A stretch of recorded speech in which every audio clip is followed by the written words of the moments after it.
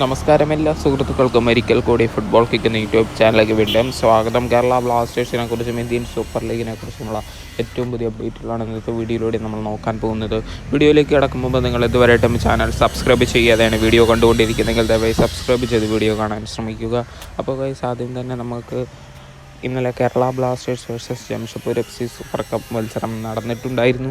എന്തായാലും ഇന്നലെ 2 super cup മത്സരമാണ് നടന്നത്. ആദ്യ മത്സരത്തിൽ നോർത്ത് ഈസ്റ്റ് ലജോങ് FC മത്സരമായിരുന്നു. ആ മത്സരത്തിൽ നോർത്ത് ഈസ്റ്റ് യുണൈറ്റഡ് FC 2 ഗോളിന് വിജയം കരസ്ഥമാക്കിയിട്ടുണ്ടായിരുന്നു. ഷില്ലോങ് ലജോങ്ങിനാകട്ടെ 1 ഗോൾ മാത്രമാണ് തിരിച്ചടിക്കാൻ സാധിച്ചത്. എന്തായാലും Kerala Blasters versus Jamshedpur FC മത്സരത്തിൽ കേരള ബ്ലാസ്റ്റേഴ്സ് ആരാധകർക്ക് ദുഃഖവാർത്തയാക്കിക്കൊണ്ടുള്ള ന്യൂസ് തന്നെയാണ്. നിങ്ങൾ മത്സരം കണ്ടവരാണെങ്കിൽ നിങ്ങൾക്കറിയാം, കേരള ബ്ലാസ്റ്റേഴ്സ് 2 ഗോൾ മാത്രമാണ് അടിക്കാൻ സാധിച്ചത്. ജംഷഡ്പൂർ FC ആകട്ടെ 3 ഗോൾ അടിച്ച് വിജയം കരസ്ഥമാക്കുകയും ചെയ്തു.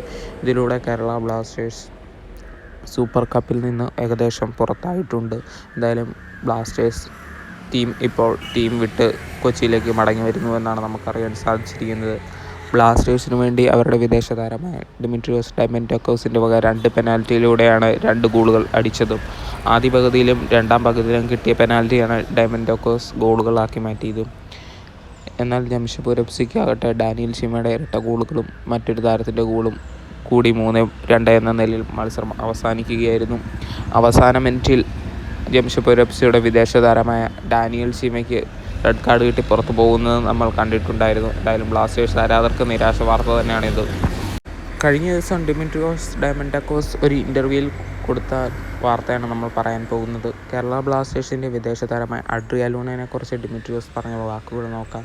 ലൂണ ഞങ്ങളുടെ ഏറ്റവും പ്രധാനപ്പെട്ട കളിക്കാരനാണെന്നും അവനെ നഷ്ടപ്പെട്ടത് പ്രയാസമാണെന്നും എന്നാൽ ഇത് ഫുട്ബോളാണ്, നിങ്ങൾക്ക് ഒന്നും പ്രവചിക്കാൻ കഴിയില്ലെന്നും നമ്മൾ ശക്തരാകണമെന്നും പക്ഷേ തീർച്ചയായും ഒരു കളിക്കാരൻ എന്ന നിലയിലും ക്യാപ്റ്റൻ എന്ന നിലയിലും ഞങ്ങൾക്ക് ലൂണയെ മിസ് ചെയ്യുന്നുവെന്നും ഡിമിട്രിയോസ് പറയുന്നു.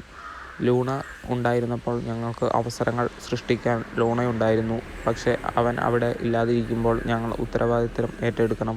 പെപ്രയുടെ കൂടെ അവസരങ്ങൾ നിർമ്മിക്കാൻ എനിക്ക് കൂടുതൽ ആഴത്തിൽ ഇറങ്ങേണ്ടി വരുമെന്നും പെപ്രയുടെ ഡീപ്പായി കളിക്കേണ്ടി വരുമെന്നും ഡിമിട്രിയോസ് പറഞ്ഞിരിക്കുകയാണ്. എന്തായാലും ഡിമിട്രിയോസിൻ്റെ വാക്കുകൾ ആരാധകർക്ക് സന്തോഷമാക്കിക്കൊണ്ടുള്ള വാർത്ത തന്നെയാണ്. അതേപോലെ തന്നെ അടുത്ത സീസണിലും ഡിമിട്രിയോസ് തുടരുമെന്നാണ് നമുക്കറിയാൻ സാധിച്ചിരിക്കുന്നത്.